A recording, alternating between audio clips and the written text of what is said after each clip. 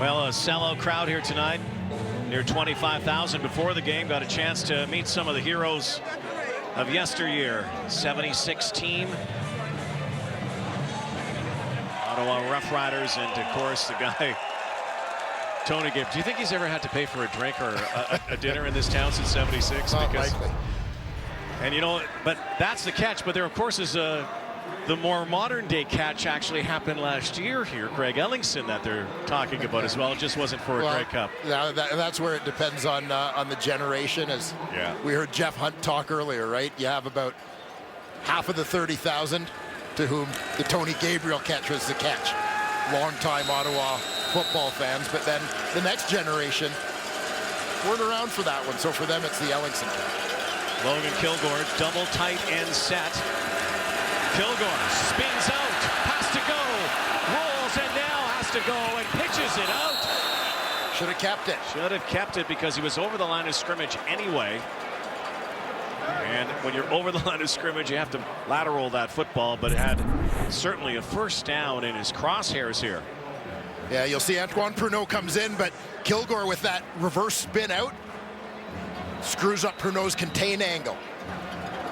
But yeah, to me, once he got to the outside, again, given the situation and managing the game as a young quarterback, tuck that thing under your arm, get as much as you can, and then hook slide.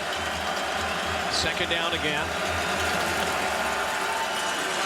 Kilgore whistles one in for Hazelton. It was on the sideline recently, just working on his leg, and looks like he's still a little nicked up. You know, back to Tony Gabriel, though, and we saw a double tight end set there, but you don't see that anymore. When Tony Gabriel played, there were guys like him and Peter Della-Riva. There were pure tight ends in the CFL, which... Well, yeah, I mean, over the years, the game has become more wide open as you kind of hit the end of the 70s and early 80s.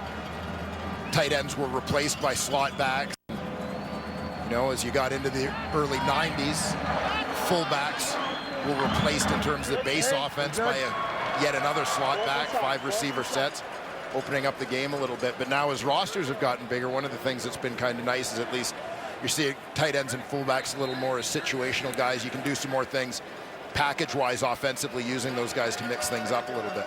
Cody Fajardo's coming back in. You saw that they're short here. And it will be third down in inches. The Argos have been perfect on third downs this season. Have not missed. A third down gamble of 2 yards or less. This should just be a stretch forward for Fajardo on third and inches. He will. An Argo team again is in a situation that's become increasingly familiar over the last couple of years where they have to go to a backup or their depth chart. I mean, Ricky Ray is obviously their guy, but now with Ray out, they have Fajardo, of course, and Adrian McPherson as well on their depth chart, but it's Logan Kilgore's team right now. Yeah, and we talked to Jim Barker a little bit about it before this game, the Argos general manager, and he said, you know, at this stage in the season especially, it's not necessarily a bad thing for Logan Kilgore to have an opportunity to play and get some experience. This is, how else is he going to get ready? Kilgore, another deep one down the sideline, another jump ball for Shaw. Mitchell White, incomplete pass. Dell Hazelton, by the way, had to limp off to the sideline again, so one of their go-to guys is currently on the sideline being treated. Good coverage on the outside here by Mitchell White. Maintains that inside position, gets his head around, goes up to make a play on the football. Textbook. Mitchell White has been a great get for the Redblacks. Consider that Kinne's down and they've had some injuries. What a pickup. Kilgore 16 of 27, 191. A touchdown and an interception. Stepping up again, and he pitches that out once more. And shovel toss, this time for Anthony Coombs, who has his first reception of the night. It's a first down inside Ottawa territory. And you're starting to see Kilgore settling in here in the latter stages of this football game. You sense the confidence, first with that throw to Kenny Shaw, willing to put that ball up in that one-on-one matchup, try and make a play. Also getting creative a little bit. You see him just trying to make some things happen when he sees those guys. Kilgore hails from the same area as Ricky Ray in California. Brandon Whitaker said it was great to have a guy like that he knew from the area when he came to Toronto. Familiar faces, and said Ray has helped a lot, as we've heard from guys like Zach Collaros and Trevor Harris and Mitch Gale. Yeah, he said he was very anxious as a kid who grew up in the Sacramento area. Ricky Ray, of course, played at Sacramento State, and so there would occasionally be news in local papers about how Ricky Ray was doing up in the CFL, and he had an opportunity to become teammates with him. He made sure he sought him out right away in hopes that the Sacramento boys would stick together. Whitaker, gobbled up and then fumbled ball, whistled down though. It's still loose. Whitaker's still down. That was a key second down play, and he was stuffed short of the first down. And it may be too far here with the spot, about 1.5 yards, almost 2 yards for the Argos to go with it, and they won't even think about it. Hajrullahu coming out. And a field goal attempt, it looks like. Yes, it will be a field goal attempt for Hajrullahu inside the 50-yard line. You see John Boyette and Malik Jackson combining on that tackle. Stop Whitaker short. In warm-up tonight, Hajrullahu was hitting from 60 going in this direction when the wind was up. It's a little bit down right now. 49-yarder kick is up, and it is right down Main Street. Lirim Hajrullahu ties this up at 14 on the final play of the third quarter. All square. Argos and Redblacks tonight. Battle for first in the CFL East. Anybody's ball game as we head to the fourth on Sunday Night Football. What began as a bit of an offensive yawner early in the ball game is suddenly shown some offense. 14-14 as we head to the fourth quarter. And a couple of weeks ago, Dwayne, it was Ricky Ray against Trevor Harris. Of course, such a compelling storyline when the two teams met back in Toronto. Tonight it's Logan Kilgore and Henry Burris, the guys who were on the sideline that night. Yeah, no, it's its own compelling story, really, when you look at it. I mean, 225 combined starts between these two guys, and 224 of them belong to one guy. But under the circumstances, when you look at the game starting to pick up a little bit here in the second half, I think it's understandable why you've got Henry Burris, who, as I said, I think was still getting used to throwing with that tape job and getting in a little bit of a rhythm and so on, regardless of his veteran status and only having been off for about 4 weeks. I think he's settling into a groove, and obviously for Logan Kilgore in his first start, he's going to feel more comfortable in the second half than he did in the first. An interesting formation this time as Chris Williams lunges forward. They brought 3 receivers to the left, stacked them. Looked like the play was coming to the left, and then they go right to Williams. Crafted by Jamie Elizondo. And here you see it, 3 receivers stacked into the boundary, other receivers out to that wide side. 2 setting up to block for Williams on the bubble screen. Burris on second down has to hang on and eat it, and it goes, it's down on the ground, it's fumbled, and Ricky Foley has the recovery. There's a penalty flag in the backfield. That might be a hold, as Henry Burris lost the football and Ricky Foley comes up with it.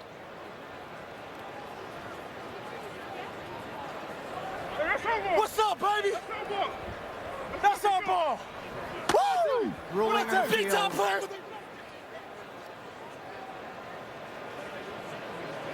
So again, it will be reviewed. It's holding against Ottawa, so it will be Toronto ball. The penalties declined. The ball was recovered by Toronto. First down, Toronto. What a swing of momentum here, Dwayne. Kenny Bishop in on the play, and then Ricky Foley as well. See the hold here, but Ricky Foley coming off that edge is going to get in both on the tackle / strip and the recovery right here. Pops the ball out as Burris is trying to escape. And penalty flag flying here as the Argos had some personnel issues. Toronto, 13 men in the formation. Looked like Vidal Hazelton Now he's... Yeah, Hazelton's on the limp, and I wonder if they had substituted for him thinking he was still hurt, and he tried to go back in. Just a lack of communication over there on the sidelines. And they realized they had 13 and tried to run him out, but it was too late. So Ricky Foley has another native of Curtis, Ontario. You good? Hey, what's up, baby? Big sack right here, man. Argo Nation, baby. Let's get it. 6'6", 6'6". Ricky, a farm boy from Curtis, Ontario, not far from here, kind of midway point between Toronto and Ottawa. Brandon Whitaker, oh, what a leap! Brandon Whitaker, high hurdle, high jump. Just gets back, not even to the line of scrimmage. That was a spectacular leap. Here it comes. Watch and enjoy.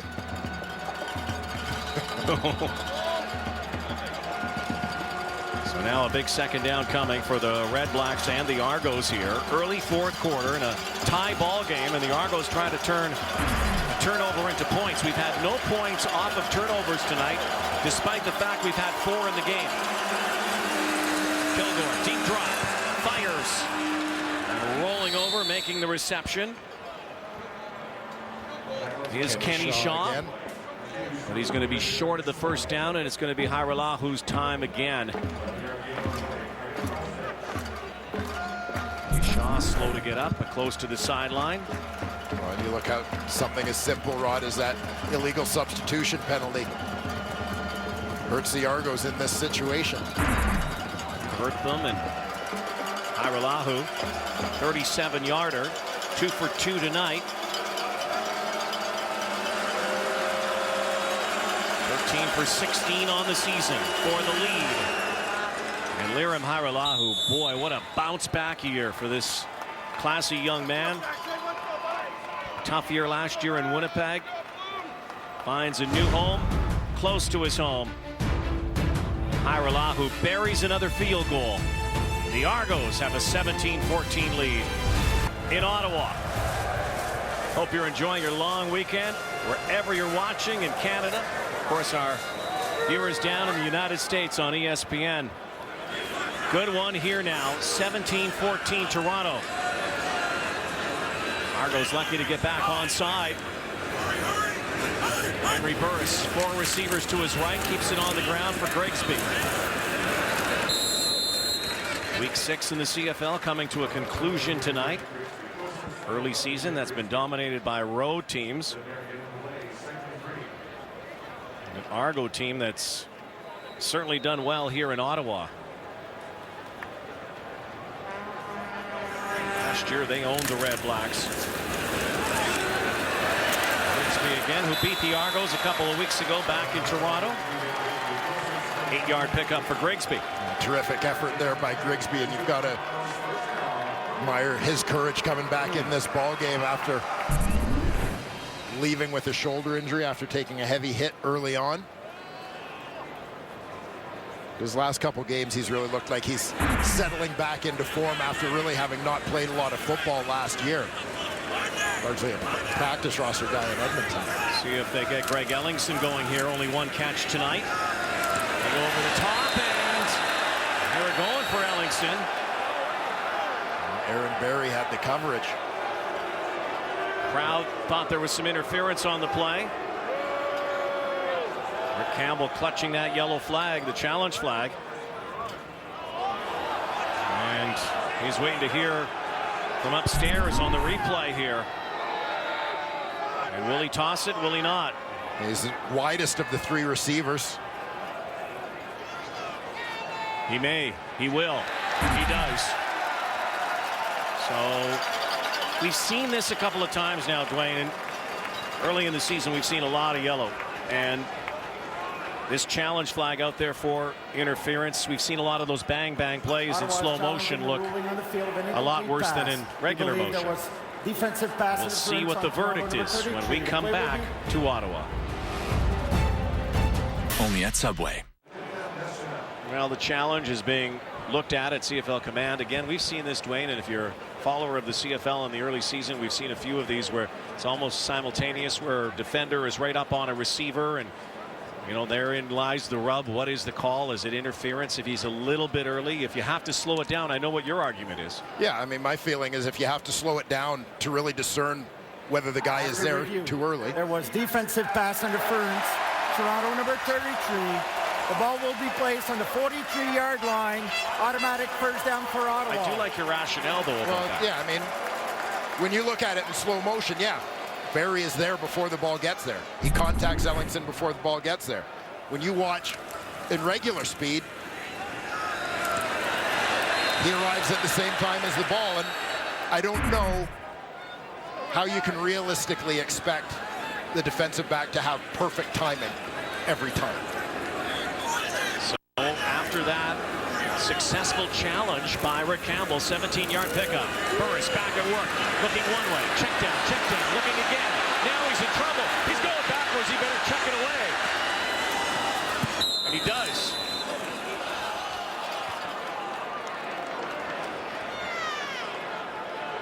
Well, everybody was covered. Every release valve that Henry Burris had. Henry Burris had to deliver a pretty good straight arm on Brian Hall, who was rushing from the nose. Just nobody home. Right Look there. at that. Something you don't see very often. There's an injured Argo. It's Aaron Barry on the other side. Aaron Barry kind of looked like he may have tweaked a groin over there with a sudden break to the football or change of direction. And they've had their injury issues in the secondary this season as well. A.J. Jefferson missed the start of the season. Once he came back, Kwasi Owusu-Ansah got hurt, who was their other starting corner last season. And he's likely done long term. They had a lot of turnover defensively. Yeah, but I mean, especially when you look on the back end, they've been fortunate to have some depth because it's been a bit of a revolving door. Josh Mitchell, who won a job out of camp, is down. Jermaine Gabriel is down. Scott Milanovich told us yesterday he likes where his team is right now. It's early in the season. At 3-2, a chance for a win tonight would put them in first place, but they haven't been able to finish in fourth quarters. Struggled in fourth quarters this season. We'll see what happens here. There's that. He looks, signals already, right away. Yeah, already by the time the play was over. Clearly tweaked that groin.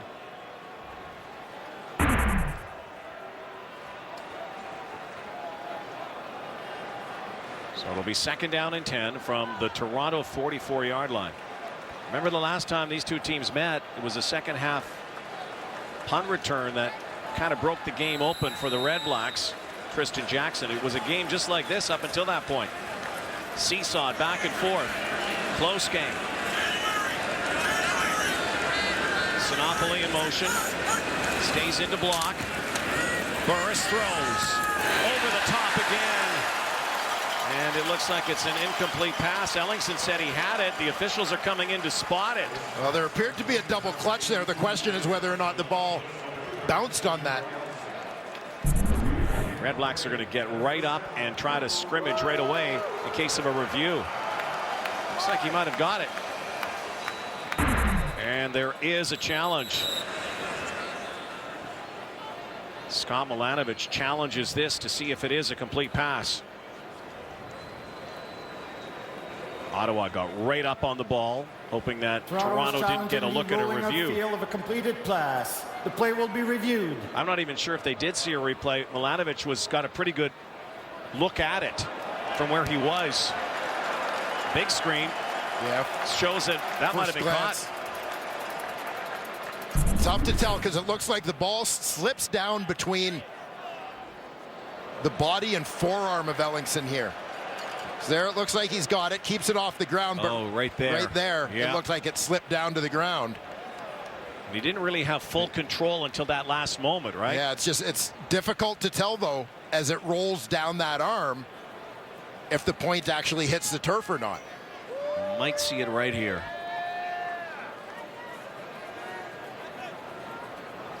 No. Argos are signaling incomplete. This is our best look, it looks like. Rolls. He still got it. Still got it. Is he able to corral that? And again, it has to be indisputable, conclusive on the video, and I'm not sure if even we can tell that. If it is a catch, it's remarkable. Juggling act. Rick Campbell's looking After up at the review, big scoreboard. The ruling on the field is overturned. It was an incomplete pass. It will be 2nd down and 10 yards to go from the 43-yard line. Good use of the challenge flags tonight by both coaches. Yeah, absolutely. On a big play, potential momentum changing play. I mean, there is certainly a strategy to the use of those flags, holding them for just the right time. So now they'll get it back to that original line of scrimmage. And Chris Milo on 3rd down. They'll try to boot a 50-yarder. His longest of the season, a 55-yarder on the opening day. This is with the wind. Kick is up. The kickers have been really good today. Tie ball game. Might come down to one of those guys the way this is going. Milo nails it. 17 apiece in Ottawa.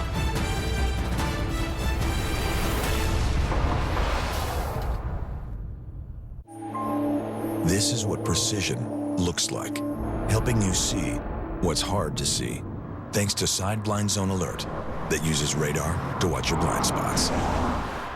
So it's true, Mom does have eyes in the back of her head. The new, meticulously crafted 2016 Terrain Denali from GMC. This is the precision of professional grade. As a member of the Canadian Broadcast Standards Council, this Bell Media channel is committed to the highest standards of broadcasting and adheres to the codes of conduct of the Canadian Association of Broadcasters.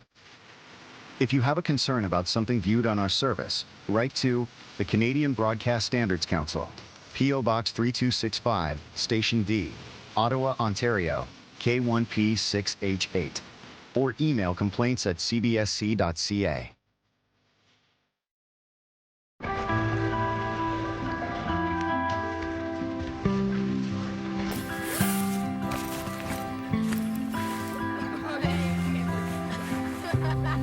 When kids in need are given the chance to play sports, what you're really equipping us for is life.